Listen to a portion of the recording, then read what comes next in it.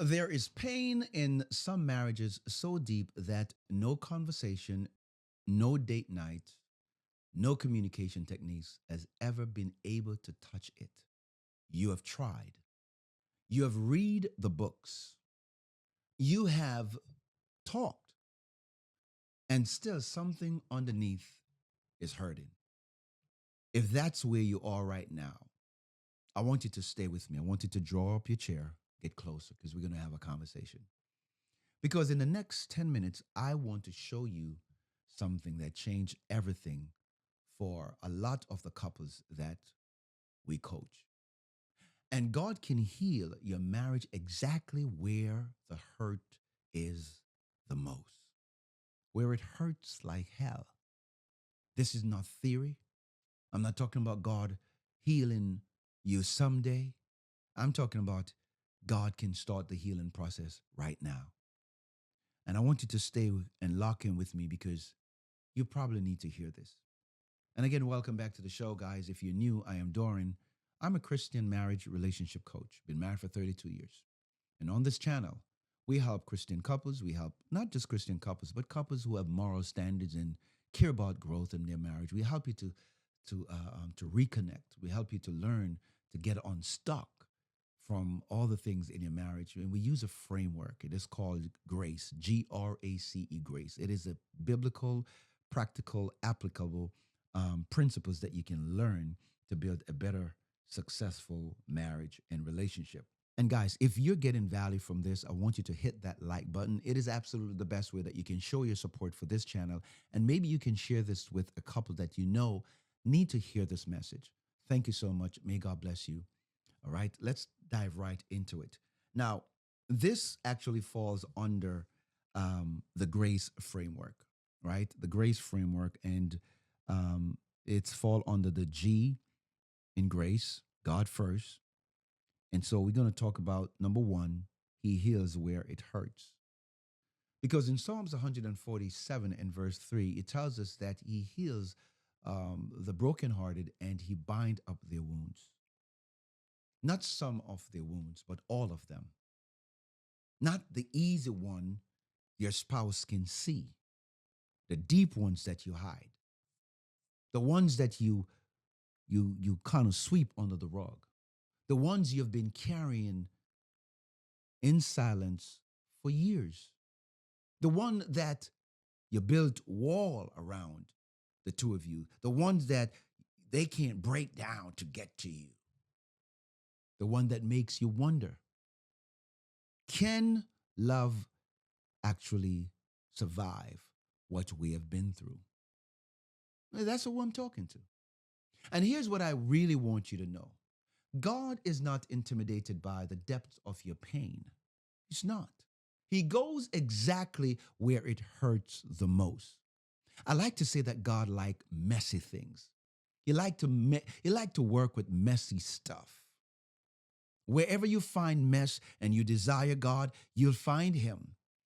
When God showed up in the earth, the Bible tells us that the earth was without form and void, and darkness was upon the face of the deep, and the Spirit of God hovers over the water, and God spoke. God said, "Let there be light," and there was light, and then he separated the darkness from the night. Darkness was there, and God shows up. God wants to show up in your darkness right here, right now.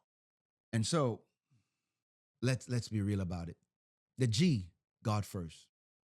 Because before your marriage can truly heal, God has to be first. Not just in your words on Sunday, not just in your Sunday worship, but in your heart, in your home, in the place where the real pain lives.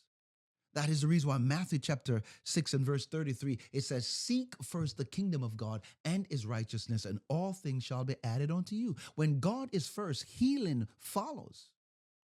God wants to heal you where you hurt. Number two, let's talk about it. You're fixing the wrong thing. And this fall under the R in the grace framework, the grace pillar. R. Uh-huh. Renew yourself. You know, my friend, now I want to be honest with you. I really want to be honest with you. Because this is the thing nobody in your life is saying. Most couples are trying to fix the symptom of their pain, while the root goes deeply untreated. You argue too much. So you learn, oh, you need to learn communication techniques. Oh, okay, let's learn a little bit more communication techniques. But that doesn't solve the problem, right? Because we're going to talk about it. You feel distant, so you schedule date night. Those are quick fix. Those kind of, neutralize the pain. You feel hurt, and so you try to move on without actually dealing with what happened. But here is the hard truth: you cannot fix a marriage by patching the surface.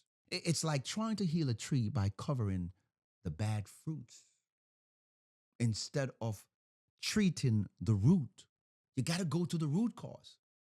The fruit always reveals the health of the root. And in a marriage, the root is you.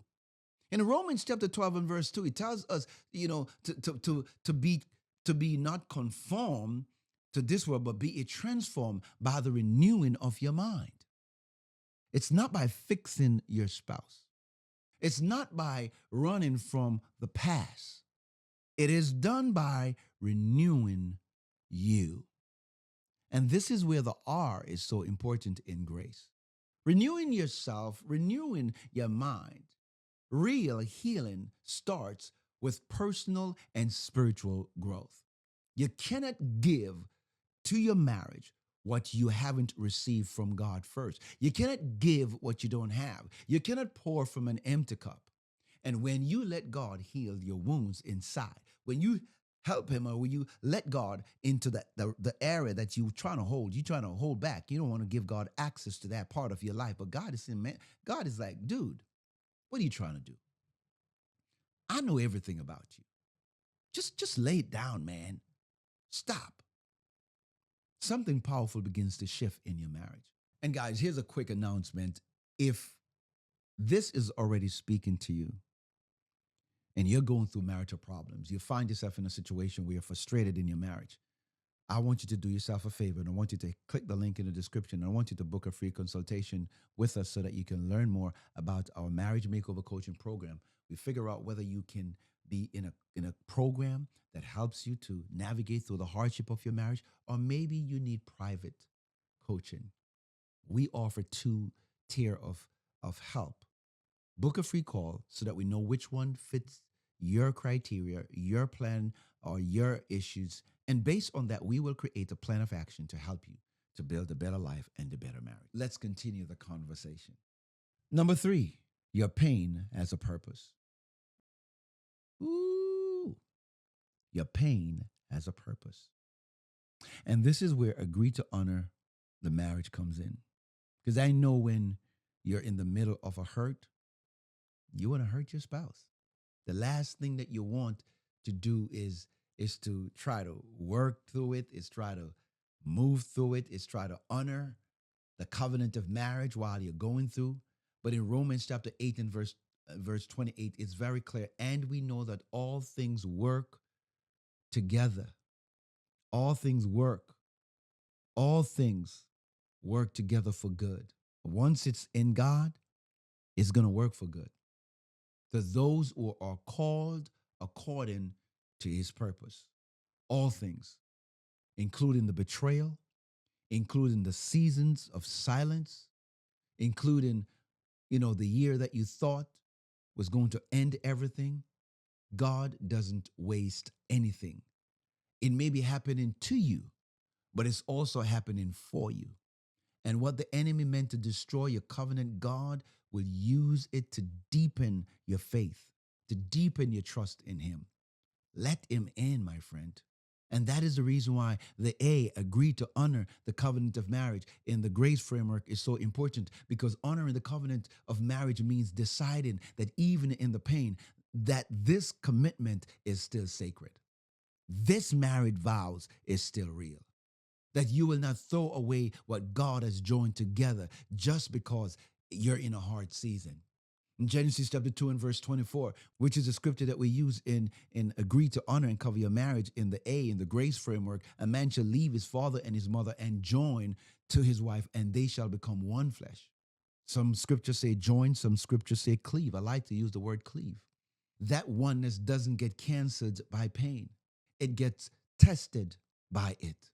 Some of the strongest marriages we have ever worked through or ever seen were built on top of the ashes of what once felt like total ruin because they choose to honor the covenant even when everything inside them wanted to quit. God is able, my friend. You got to trust him. Number four, what God does that nothing else can. You know, my friend, this is the C in our grace framework. Connect deeply. Let me tell you why God alone can heal the deep wounds in your marriage and why everything else falls short. Counseling can guide you, a coach can give you tools, a book can give you information, but only God can heal the soul. Hmm. And here's why that matters. Most of the conflict in your marriage isn't really about your marriage. It's about unhealed wounds in your soul that keeps showing up at the dinner table. It shows up in the bedroom. It shows up in every conversation. Unhealed pain from your past, old betrayals and trauma that you never talked about, that you never let go, childhood wounds you brought into the relationship without even realizing it. That's soul level hurt.